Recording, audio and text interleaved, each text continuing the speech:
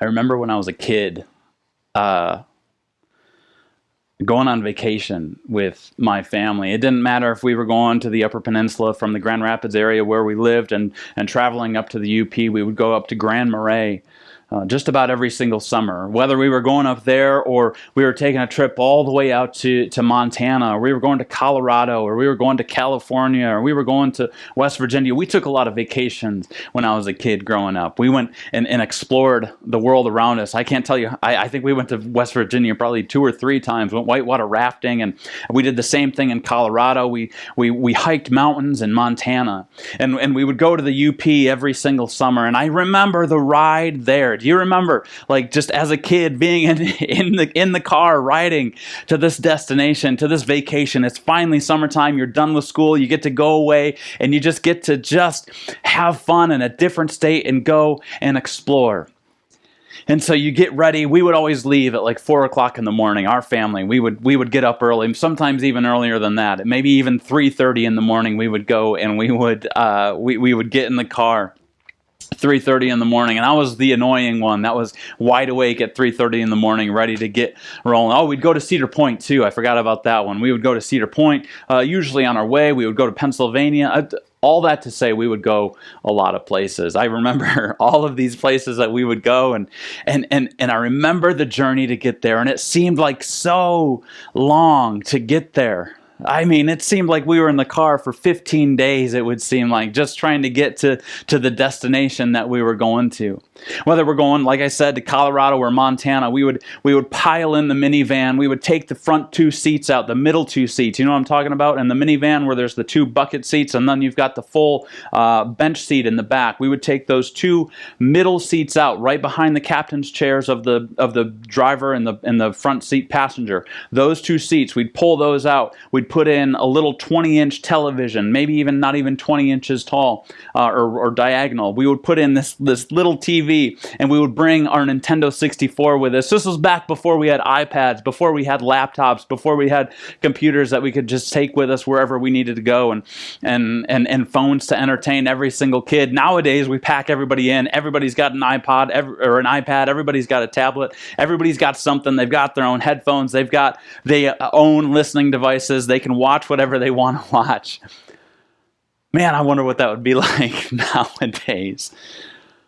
But in this time, we would strap the TV in, we would Velcro it down so that it wouldn't, move around. And we didn't care about seatbelts back then. We would just go somewhere. We would sit on the floor, and it would get really hot because I don't know why the floor of the car gets really hot. Probably because there's stuff underneath the car that I don't know about, underneath the van that I don't know anything about. I couldn't tell you the first thing about why a car gets hot. I'm sure there's moving parts, and I'm sure there's oil and lots of different things that work. But we would be on this journey. And it didn't matter how many times I watched Tommy Boy. It didn't matter how many times I would play Mario Kart. How many times we would face each other in GoldenEye. It was always the same. Man, this trip is taking forever. When are we going to finally get there? When are we going to finally get to that destination? When are we going to be done with all of this travel? You get tired of being in the car. And inevitably, we would get to that destination. We'd spend a couple of weeks there, and it always went like this. The ride to vacation always seemed like it took forever. The ride back home seemed like it would just pass us by because there's so much anticipation going into that state, going into that vacation, and the anticipation is gone. You don't anticipate going home. You just anticipate, I wish I could go back. And you don't want to go home. So it seems like it takes just a fraction of the time. And here we are in the middle of Jacob's journey. Remember last week he left home and he had a great dream with God and on a ladder. And Jesus is our ladder now. We talked about all that last week. And so that was in Genesis 28. We're nearing the end of Jacob's journey, at least getting to where he's supposed to go. And Jacob has probably never left home before. 75 years old. He's on this journey, and he doesn't have the luxury of knowing exactly which way he's going. He's got the sun that can come up and come down that he knows, okay, if I head east, I'll probably get to my destination. If I follow the sunrise, I'm going to get to where I need to go. And he just starts heading out. And that's where we find ourselves in Genesis chapter 29 today. We're going to be in that chapter, and we're going to spend a good bit of time talking about this journey that Jacob is on. And I don't know about you, but I've been reading more and more about Jacob, and he's not the guy that I remember from the Bible, or at least from the flannel graph. He's not the guy that I remember where he had just 12 sons. His favorite was Joseph, and he was really sad when Joseph was dead, or perceived to be dead. Sorry, spoiler alerts there. And then he also gets his name changed to Israel, and that was before Joseph. And then he realizes that Joseph isn't dead. Like, that was my remembrance of who Jacob was. And then I did remember his brother Esau a little bit, but I didn't remember all the context of what was going on. And I think when we lose the details of some of these characters, we lose the details of who they actually were, what they dealt with, and that they were actually human beings. And I think all of the Old Testament points to Jesus, and we get to see Jesus, and all of the Old Testament, all of the characters in the Old Testament, not named God, not named the angel of the Lord, are people I think that we can relate with. Part of me thinks that the entire Old Testament, the reason that we have the entire Old Testament, is to be able to see our need for Jesus and how we can identify with all of these different people who just didn't seem to get it right over and over and over again. And it gives me a little bit of comfort. I don't know about you.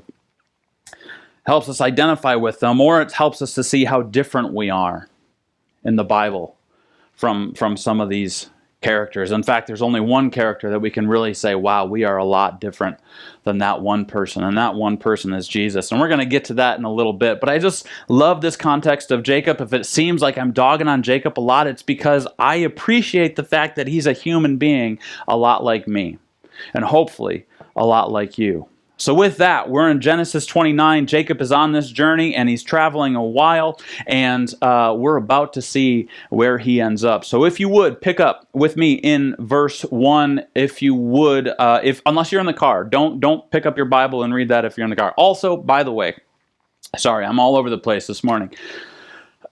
This is different, right? We're kind of, don't worry, we're not shut down. There's no shutdown that I'm aware of happening anytime soon. But what I wanted to do was be able to preach to people online, directly online, right to the camera, right to you, wherever you're listening to this, wherever you're watching this. I didn't want it just to be an experience of, oh, there they are in the brewery, that's what I'm missing out on. I wanted to give something special just for an online congregation. And I don't know if it's going to be special. It probably isn't that special.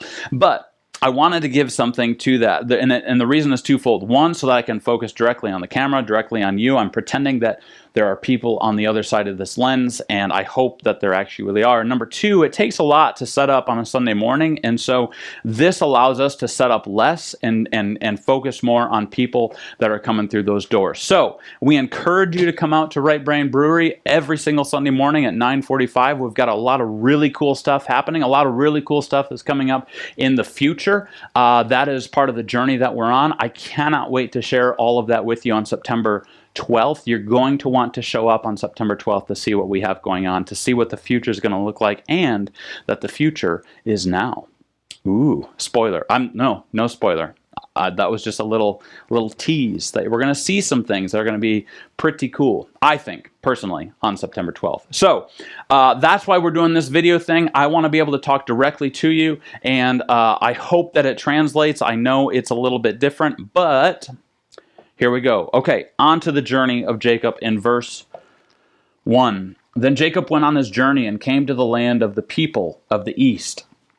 As he looked, he saw a well in the field, and behold, 3 flocks of sheep lying beside it. For out of that well the flocks were watered. The stone on the well's mouth was large, and when all the flocks gathered there, the shepherds would roll the stone from the mouth of the well and water the sheep, and put the stone back in its place over the mouth of the well. So we've got the scene. Jacob is on his journey. He's coming to the land of the people of the east, and he looks and he sees this well, and it's got a bunch of sheep around it, and he sees, hey, I guess there's going to be people over there. We don't know how long it's been since Jacob has actually seen anyone. This is a very long journey that Jacob is on, so it's possible that he hasn't seen anybody for a while, and like a trucker, he just wants to have some convos with people, and so he's going to start just striking up a conversation. You know, those people that are on the road a lot, they love to chat with anybody and everybody. There was one time I took a journey by myself down to New Orleans to do some work with an audio and video company, and I had to drive an LED wall all the way down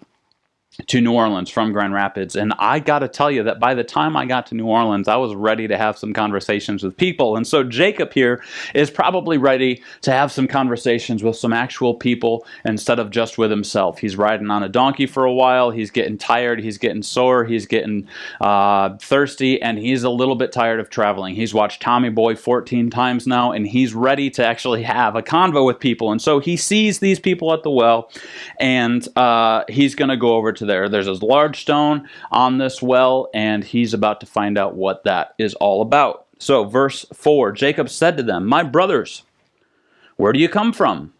They said, "We are from Haran." And Jacob is like, "Haran? I'm close. I'm close to where I'm supposed to be right now. This is pretty great." He said to them, "Do you know Laban, the son of Nahor? He's testing his luck." They said, "We know him." And he's like, I'm there. I don't know how I got to where I'm at, but I'm there. He said to them, "Is it well with him?" They said, "It is well. And see, Rachel, his daughter, is coming with the sheep." So Jacob is figuring out he's exactly where he's supposed to be. He's got to ask the guys where they're from. There's no road signs. There's no GPS. He can't just dial it into his little phone and put it on his camel and walk and ride all the way to where he's got to go. He's trying to figure out the lay of the land. He's trying to figure out who these people are, if they know the same people that he's looking for, and if God has blessed him on this journey. He doesn't get to know, oh, I see that road sign. There's my exit coming up there. This is all something that he just kind of has to have faith and go in a certain direction and hope that he's going the right way. So when he comes across these people and they say, "Yeah, we know him. He's doing well. In fact, his daughter is coming up right over there." And Jacob is thinking, okay, this is going well. The woman that I need to marry is probably coming up with these sheep right now because that's the son or the daughter of Laban, and that is going to be my ticket out of here. I'm going to make mama proud. This is going to be easier than I thought. I'm going to grab this woman coming up. I guess her name is Rachel, and we're going to see if we can just take her with us and then just get on out of here back to mama. Right? And I'm sure that's what's going through Jacob's head. So let's keep going. He said, "Behold, it is still high day. It is not time for the livestock to be gathered together. Water the sheep and go, pasture them." Jacob's like, you guys got to get out of here because there's this fine lady coming up over here, and I don't want to have any sort of competition with Rachel coming up here. I want her to be mine. I want her to be impressed by me, and I don't need any other fellas around here trying to cramp my style and say that you're going to try to take her or try to woo her or any of that kind of stuff. I'm Jacob. I'm going to try to get to Rachel before any of these other guys do. And so he's like, guys, isn't it a little bit time for you guys to get out of here, get your sheep watered, and then just bust out of town because there's a fine lady coming up here and I need to get to know her. And I don't want this to be a bachelor situation where we're all vying for the same lady, right? And doing all these competitions, going to all these different places. So I think you guys need to go. Verse 8, "But they said, we cannot until all the flocks are gathered together and the stone is rolled from the mouth of the well. Then we water the sheep." So we can't go yet. We all got to roll the stone away, foreigner. Listen up. Don't tell us what to do. Okay? We know the land here. What was customary in this time, wells were very scarce. It was hard to come by. Water was something that wasn't easily able to get because you had to build the well. We talked about wells a couple of chapters ago with Isaac, and he decided that he was building all those wells, if you remember, and King Abimelech was kind of chasing him around and having a good old time, chasing Isaac around. Wells were not something that were very easily found. And so when you come across one, when you build one, a lot of people have to come to that land. It's not like what it is here in northern Michigan where there's a lake every 5 seconds, it seems like, if you're driving down the road. There's a lake over there, there's a lake over there, and then you've got the really big lake, Lake Michigan. And if you go a little bit further, you get the even bigger lake, Lake Superior. We are covered with water, and so we can't really understand what it's like to be in a desert area without any water. So all of these communities together would come together, these farmers, these herdsmen, whatever, they would all come to this well, and they would have some sort of a verbal agreement to say, we will not let our sheep drink any of the water until everybody is present and accounted for. Now, you can get there early. You can sign up to get there early. You can get in line so that you're the first one to get the water, but they want to make sure that everybody gets water, and so they just make sure that everybody gathers together at the same time, and that's why they can't get rid of the stone. Plus, the stone is probably pretty heavy, and so they need a few guys to get that stone away. All right, I'm taking up so much time. While he was still speaking with them, Rachel came with her father's sheep because she was a shepherdess. Oh. Now, as soon as Jacob saw Rachel, the daughter of Laban, his mother's brother, and the sheep of Laban, his mother's brother, Jacob came near and rolled the stone from the well's mouth and watered the flock of Laban, his mother's brother. Then Jacob kissed Rachel and wept aloud. That's weird, right? Jacob sees Rachel coming up. He's like, hey, I'm going to make an impressive feat. Guys, you've been here before. He goes and he tries to lift the rock off, move the stone away from the well so that he can get the water for Rachel's sheep. And somehow he does it with a feat of strength because he's a man, right? And he's just going to try to make an impression on Rachel and be like, hey, let's see what I can do. And well, remember, he's Jacob, so he doesn't have a deep voice, but he's like, hey, let's see what I can do. And he rolls the stone away, and then he gets the water for Rachel. He's like, look at how great of a man I am. And then he walks up to her full of confidence, and he kisses her, and then he starts weeping aloud. He starts crying, and I honestly don't know what that's all about. The kiss is kind of a customary thing. We can probably imagine that that's like, what you would do if you see a relative or any of that. Like, I know who you are. A lot of people from like Jersey do that kind of stuff. I don't do that because I'm not from Jersey and I'm not weird, but people would do that, especially in this custom. We're going to find out in just a little bit that's kind of normal. But the weeping thing, the crying thing, I don't know what that's all about. Imagine being Rachel at this moment. She's coming up. It's just a normal day. She comes up to see, to water her sheep. Is that what you do? You water your sheep? I don't know. You get the buckets of water out for your sheep, and she's walking up, normal day. There's the crowds. There's Gary. There's Bob. They've all got those are biblical names. They've all got their sheep. They're all waiting around, maybe talk about it over the water cooler, just going to catch up on what's going on in life, when the next rain is coming, how the crops are doing, how your sheep are doing, any of that kind of stuff. And so she's coming up there, and then she sees this foreigner who's chatting with these guys and having this conversation, and she's like, well, okay, I guess this is not going to be a normal day. But little does she know it's really not going to be a normal day, because she shows up, and this dude is very infatuated with her. So he's like, I'm going to roll this stone away, does it with all of his strength, probably has to grunt a little bit, make some weird noises, and he gets all the water out, brings it over to Rachel and her sheep, and then she gets kissed by the dude, and then he starts weeping. That's a weird day. That's a weird day. Let's see what goes on next. And Jacob told Rachel that he was her father's kinsman, and that he was Rebekah's son, and she ran and told her father. So she understands, oh, okay, I think I know this family. Like, you're some distant cousin of mine. Okay, this is starting to make a little bit of sense. Still not sure why you're crying, but let's go talk to my dad, Laban. As soon as Laban heard the news about Jacob, his sister's son, he ran to meet him and embraced him and kissed him and brought him to his house. Jacob told Laban all these things, everything that was going on, why he was going there, all that kind of stuff. And Laban said to him, surely you are my bone and my flesh. And he stayed with him a month. So Jacob has stayed with Laban a month. Laban invites him in, your kin, your family. You are the son of my sister, and so that makes you my nephew. And so let's have a party. Let's get together. You can stay as long as you need to. So a month goes by. Then Laban said to Jacob, because you are my kinsman, should you therefore serve me for nothing? Tell me, what shall be... I'll learn how to read one of these days. Tell me, what shall your wages be? Now Laban had 2 daughters. The name of the older was Leah, and the name of the younger was Rachel. Now let me just stop for 1 second, okay? Because this is where the story gets weird for me. My wife's name is Leah, and my sister-in-law's name, the next youngest of Leah, is Rachel. So That's what I got going on in my mind. I've got my wife Leah, and I've got sister-in-law Rachel, and yeah, these two are named Leah and Rachel. Okay, verse 17. I just wanted to let you know, in case I get really weird later on. Leah's eyes were weak, but Rachel was beautiful in form and appearance, which, again, does not relate to my current situation. I think my wife is beautiful, and I'm not going to say anything more about that. I wish my in-laws wouldn't have named them Leah and Rachel, because then, here I am preaching about this, and I don't know what to say, and yeah. And so I'm just going to keep reading. Jacob loved Rachel, and he said, I will serve you 7 years for your younger daughter, Rachel.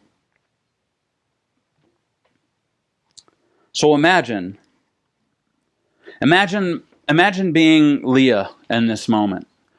Growing up in this type of an environment, you're not as beautiful as your younger sister. Imagine like the day that she was born, the day that Rachel was born, and them gawking over how beautiful this sister is. And Leah's thinking, I've never been described as beautiful before. Maybe she's a little bit jealous. Maybe she's a little bit weary. She knows she's not as good looking. When it says that her eyes were weak, it could possibly mean that she just wasn't very attractive, or it could mean that her eyes were literally weak. She couldn't see very well. But whatever it was, it certain that, see, this is why I struggle. It's certain that she wasn't attractive. And imagine the older one. She's been hearing it ever since her entered the world. She's so beautiful. And we get this competition between daughters. Rachel, the beautiful one. Leah, not as beautiful. I don't know if you've had siblings in your life. I have 2 older brothers and an older sister. And I don't compare myself to my sister that much. But the older brother above me, his name was still is Mike, and he was a senior in high school when I was a freshman in high school, and he was an athlete. He was on the track team. He played football. He started on the football team, and I'm a freshman coming in, and everybody thought Mike was cool. Everybody thought Mike was an athlete. And he was an athlete. He was a state person in track and field. He could do the high jump. He ran sprints really good. Like, he was just like the athlete that you wanted to be. And as a kid, you're like, man, I wish I could be like my brother Mike. And you get compared to that brother. You're like, oh, maybe he's going to be as fast as his brother Mike, or maybe he's going to be able to jump as high as his brother Mike. And you get these expectations put on you. And this is kind of like the opposite in this moment, where it's like, hey, Leah's looking at her younger sister and saying, I've got nothing. I'm despised in this world. Nobody likes me. You get compared to the better sibling, the more successful sibling, and you feel left out. And this has been an issue since the beginning of time, hasn't it? All the way through Scripture in the Old Testament, from page 4 in Genesis, we see, chapter 4, we see Cain and Abel, brothers pitted against each other. One sacrifice accepted, the other one rejected. We see Isaac and Ishmael not getting along very well. You see Esau and Jacob, and we continually compare ourselves, and we divide ourselves over who does this and who does what. So Leah, in this moment, she sees this guy coming in, and she knows she's the oldest, and he's more interested in her sister. Everyone in her life has been more interested in her sister. She always gets invited to the parties. She's always the one that gets asked to the dance. Senior year of high school, Leah gets to try to go to the dance, to the prom, but the boy that she's interested in asks Rachel instead of Leah. She's feeling left out. Have you been there? Feeling left out?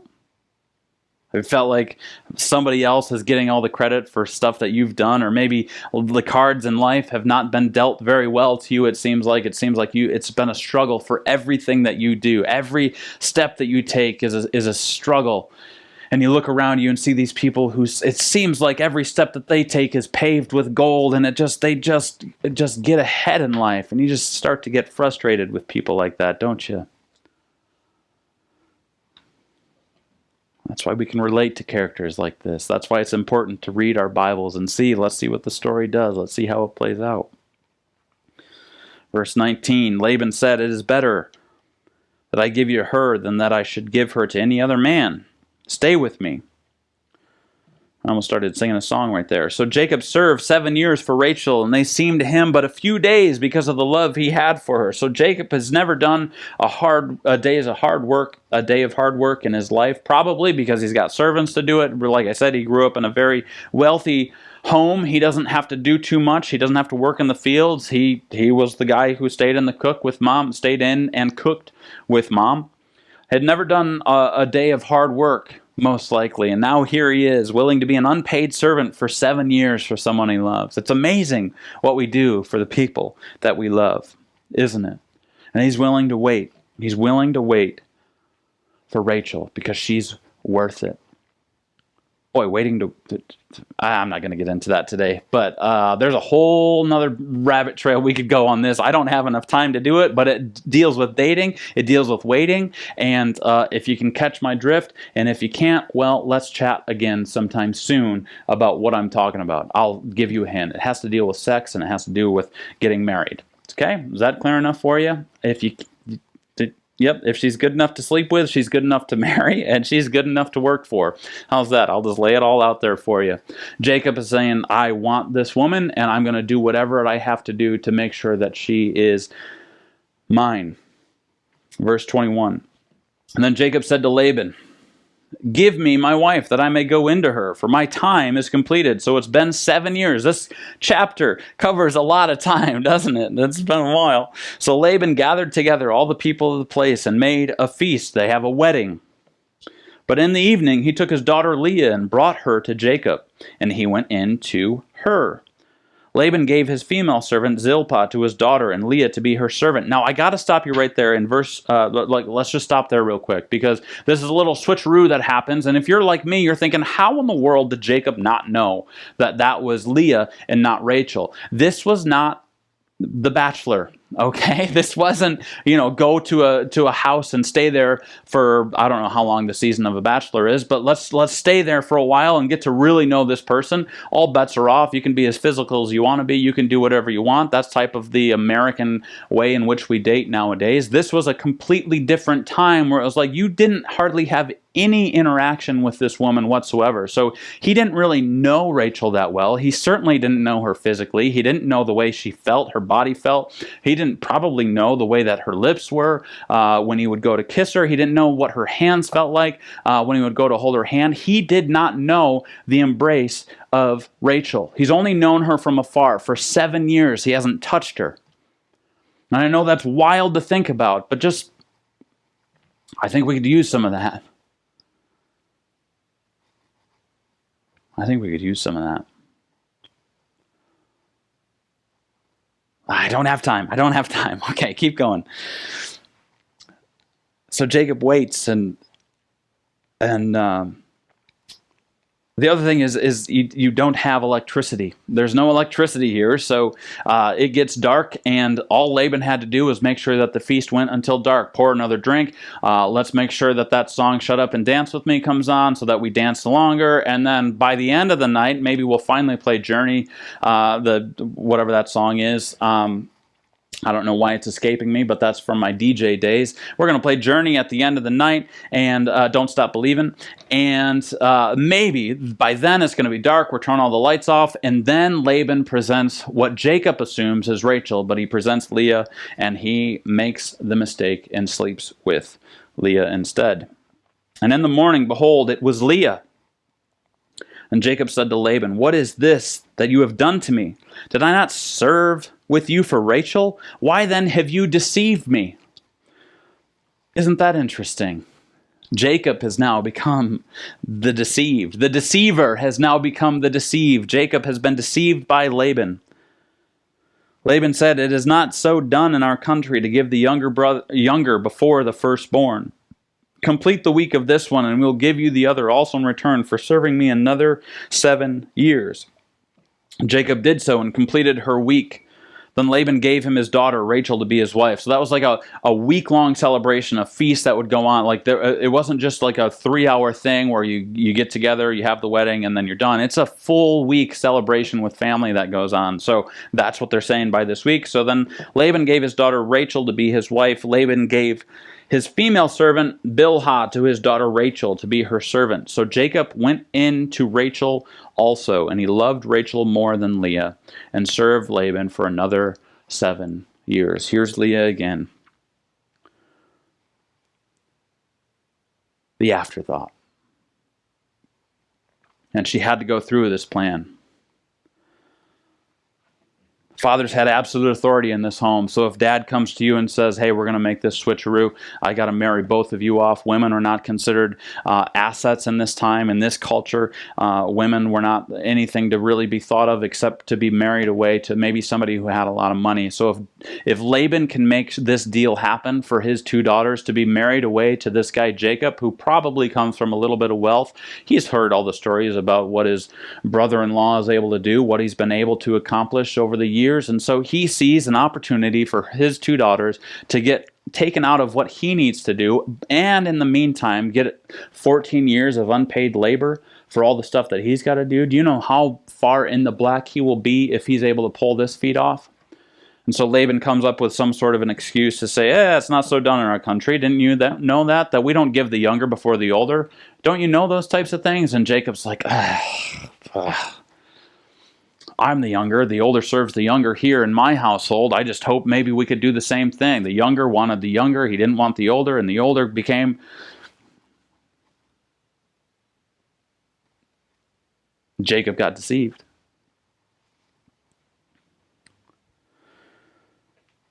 And poor Leah is at the brunt of it.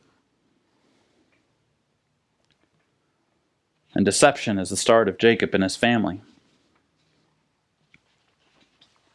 14 years. Jacob has to work. 14 years. And I got to imagine if I'm Jacob, if I'm in his shoes and now I've got 2 wives and I don't know what I'm doing with my life anymore, and I've been here for 14 years. I haven't heard from mom and dad in a while. I don't know if my brother is still trying to kill me. I got one wife that's really mad at me, another one that just is there. I wonder if in this moment, Jacob's asking the question, how did I get here? See, he had been a deceiver his whole life. Jacob had been someone who deceived to get ahead. He wouldn't take time to pray. He wouldn't take time to let God sort things out. He doesn't trust in God really that much. Even last week when he had this great, not last week, but last week for us, last chapter, he had this great epiphany from God, and he finally meets God face to face for the very first time through a dream, and he sets up this altar and has this experience, and then he ends that chapter with saying, if you're going to do this for me, if you're going to do that for me, if you clothe me, if you feed me, if you give me journey mercies, if, then I'll worship you. He's saying that to the God of the universe. Jacob has always been about himself and number one. Jacob's about number one and number one only. And look what it's got him. He's deceived his dad, his brother, gone along with his mom's every whim for this. And I just wonder if at the end of the day, at night, when he's laying in his tent, or he's out in the field in the pastures doing that hard manual labor for 14 years, I wonder if there's any moments where Jacob is just like, how did I get here? How did this happen to me? How did I let my life become what it is? I'm working for free for a guy. I have a wife that I don't love, and she doesn't really seem to love me either, and it's kind of reciprocated. I've got another wife that I care deeply about, but now I'm in debt for another 7 years, and I just want to go home to my family. How did I get here? He had to leave home because his brother wanted to kill him. He got deceived by Laban. He's got sisters for wives. He's already exclaimed his love for one and disdain for another, and he set up a feud between the two. That's what Jacob's done for his life. That's the fruit of Jacob and his life.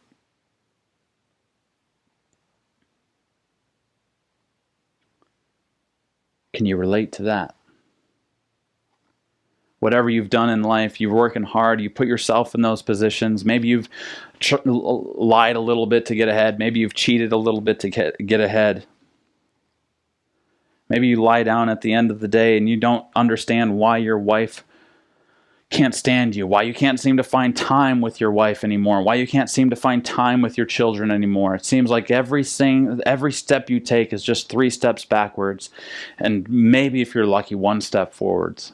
You've been working so hard for something that you love, whether it's a job or even a career, which can be 2 different things, or maybe for social status. Maybe you want to be able to have that luxurious life that you see everybody else has a luxurious life on Facebook, and so you try to get ahead.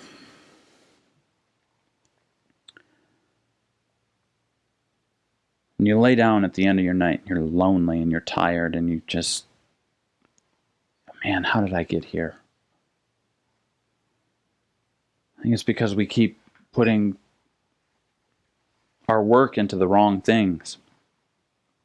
We keep hoping that success is going to give us peace. Success is going to save us, that maybe if I earn this much money in life, then maybe I'll be happy. Then maybe I'll find some peace. Then maybe I'll find some contentment. We think maybe if I impact this many people, well, then I'm really going to have some peace. I think if only people would listen to me more, if only I had more influence, maybe then I would get some peace. And we keep going after those things that we hope are going to fill us up.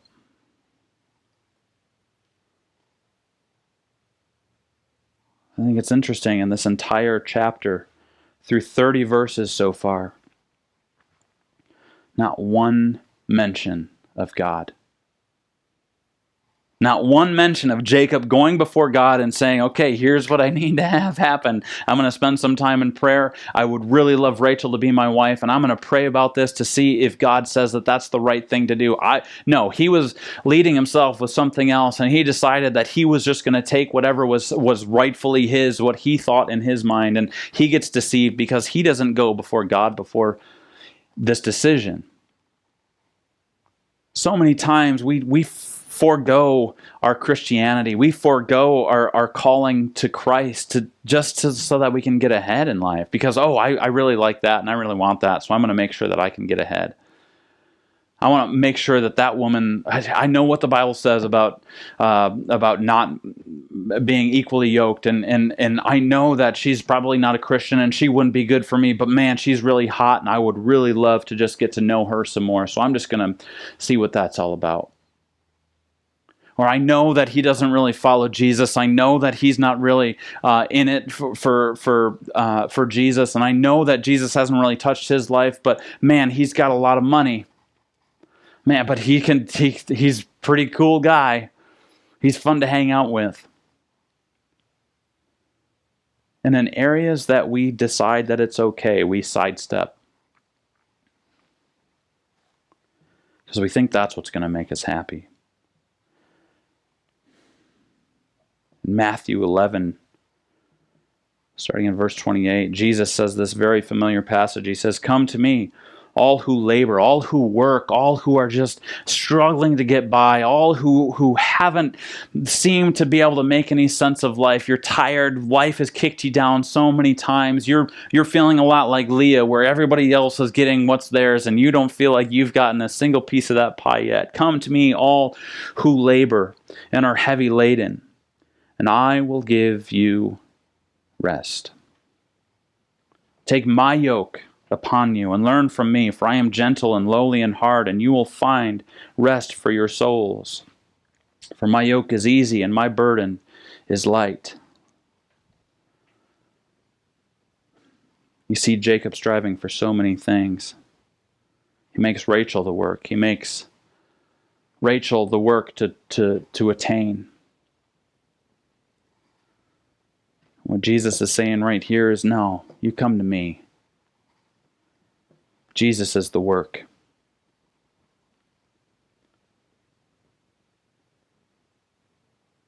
Jesus is the work, and he wants to know right now, do you want to get healthy? You've got anxiety welling up inside of you. Do you want to get healthy? A friend of mine passed along a passage that she had written based on this question: do you want to get well? Do you even want to get well? She was going through a really rough time in her life, and somebody asked her, a good friend asked her, so do you even want to get well right now? You keep complaining about how everything is so bad in your life, that nothing has gone your way, that you didn't think you'd ever end up in this situation in your life, and you keep complaining about it, but yet I don't see you doing anything about it. Do you want to get well?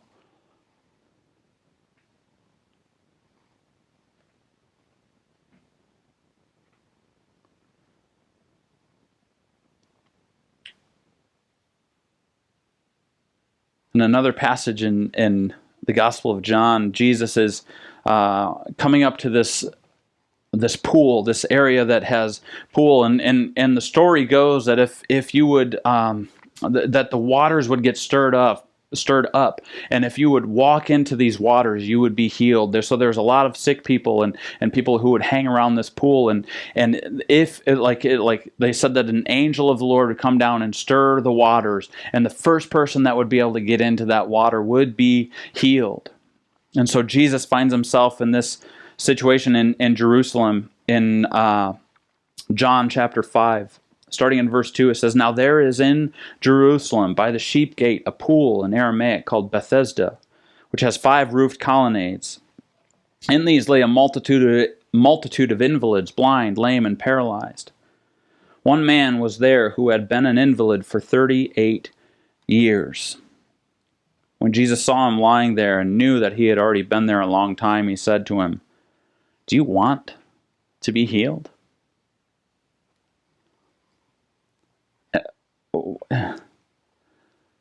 Such a simple question, right? Do you want to be healed? Like, you keep complaining about the same things, but I'm not so sure you want to be healed." The sick man answered him, "Sir, I have no one to put me into the pool when the water is stirred up, while I am going another steps down before me." Jesus said to him, "Get up, take up your bed, and walk." And at once the man was healed, and he took up his bed and walked. Now that day was the Sabbath. Do you want to be healed? So that Jesus is worth the work.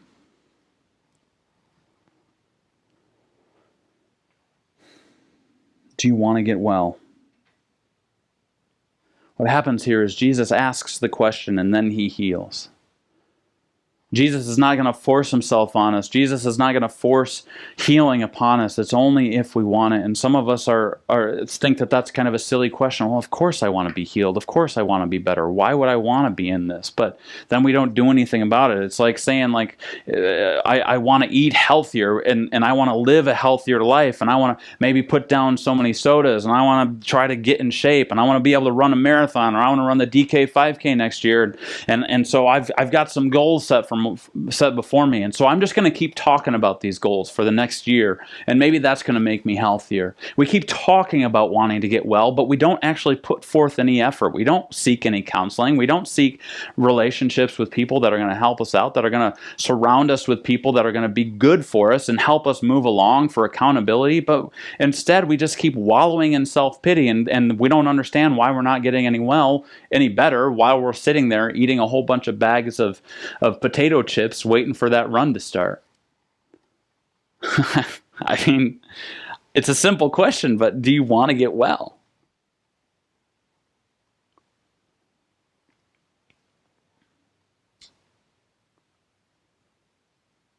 And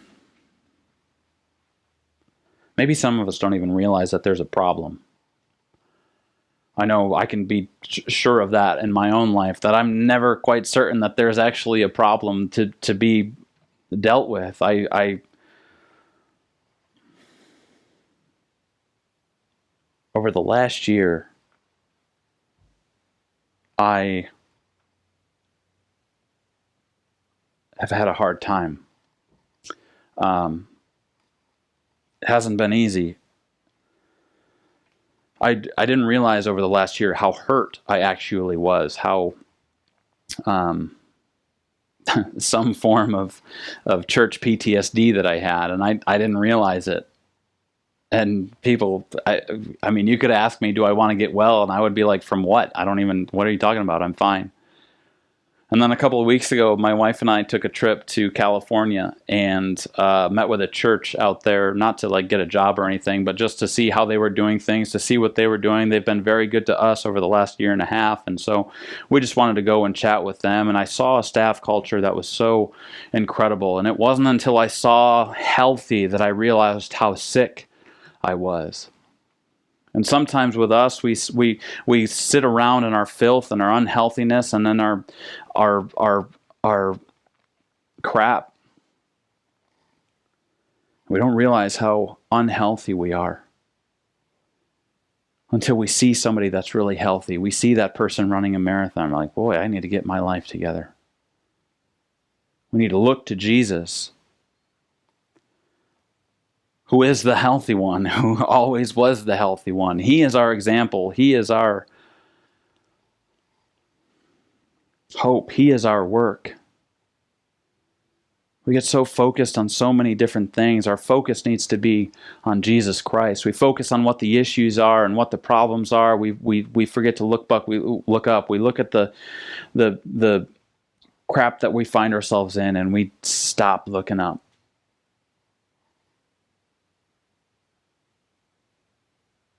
What are you reaping? Look around you. Do you have a healthy marriage? Are your kids doing okay? How's work? How's your time? Are you reaping the things that Jesus calls us to reap, or are you just stuck in a rut? Not even sure what it looks like to get healthy. I found the more that we start looking at Jesus and the less we are looking at the issues before us, the quicker it is for healing and the quicker it is for health. And we start to see a transformation, and we start to see, instead of reaping shame and fatigue and depression and anxiety, we start reaping joy, love, peace, patience, kindness, goodness, gentleness, self-control. Because we've gone before the throne. We've gone before the King. And we've seen those fruits as opposed to anything else. So if you're in that space where you feel like, I've blown it, man, God's not done with you yet. There's a few more verses I want to read, and we're going to close. I know I'm like way over time. I don't even know how long I've been preaching, but I know that we're over, and I just want to read these real quick. To end this story, verse 31, when the Lord saw that Leah was hated, he opened her womb, but Rachel was barren. And Leah conceived and bore a son, and she called his name Reuben, for she said, because the Lord has looked upon my affliction, for now my husband will love me. She conceived again and bore a son, and said, because the Lord has heard that I am hated, he has given me this son also, and she called his name Simeon.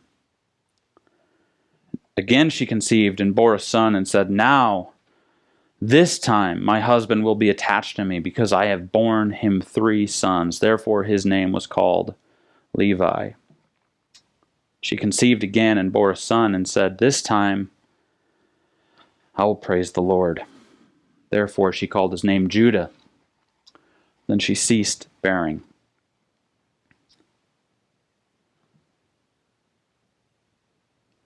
I read that last bit of passage because it isn't. I find it interesting that the sister who was the least attractive, the sister who didn't have anything going for her, the sister who was the less fortunate, the less thought of, the less loved, the more despised, the more rejected, that sister specifically birthed two lines of the tribes of Israel. One of them being Levi, which was the the high priests. The tribe of Levi, we're going to find out later on, is the tribe. I don't know if we'll actually find it out. Actually, we don't find it out. So that was a lie. It doesn't happen in Genesis. But if you read your Bible, you find out that Levi is the tribe. The tribe of Levi is of high priests and people who are the interpreters for God. They do the sacrifices. It's a very high regard. It's a very high position among the Jewish people.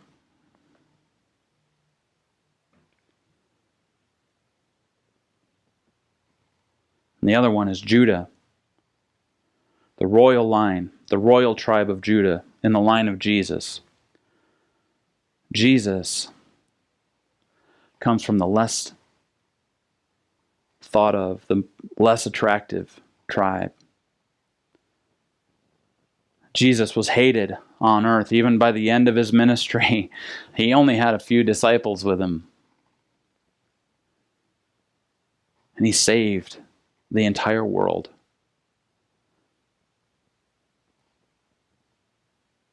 And we make it all about him. We're people following Jesus. And when we ask that question of what are you reaping? Man, we hope that you're planting seeds in Jesus' name and saying that because of what Jesus has done for me, that I'm going to sow seeds and I'm going to reap a harvest of people following Jesus because of what's happened in my life. Because Jesus is the work. Father, may we be a people who don't disregard you but follow you. God, may we be people who reap love, joy, peace, and patience and kindness. God, the entire fruit of the Spirit. God, I pray that we would focus on you and not our troubles, not the issues, but we would see you through the issues, through the trouble.